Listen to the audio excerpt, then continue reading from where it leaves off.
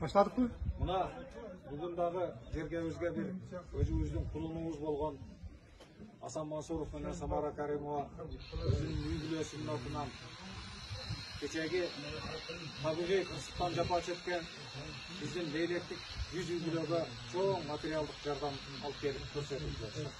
Мына чыныгы элдин уулу, элдин кызы деген ушундай учурда жеңилин жерден оорун колдон алган кырдаал түзүлгөн учурда элдин кызы, элдин уулу экендиги билинип калат. Мен учурдан пайдаланып ушул юбилейге мындан ары дагы ийгиликтердин жаратышына, элдин сүймөнчүгү болуп, элдин алкоосу, батаасы тийип, дайыма баштаган иштери алдыга жылышына, ишке ашышына тилектешмин. Жалпы элибиздин атынан сиздерге ыраазычылык. Мына кечинде райондун жетекчиси катары менен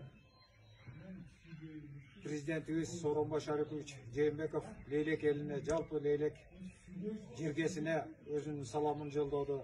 Ушундай оор кырдаалда ынтымакка, биримдикке, туруктуулукка үндөп, ал киши элибизде бирге болууга, мындай кырсыктарды жоюуда ынтымактуу болушууга үндөп кетти.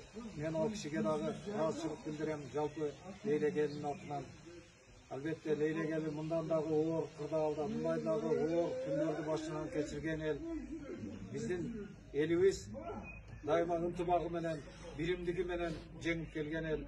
Ошондуктан мен жалпыңыздардын атыңыздардан президентибизге жана Асан менен Самаранын юбилейсине дагы бир ирет ыраазычылык билдирем. Рахмат сиздерге.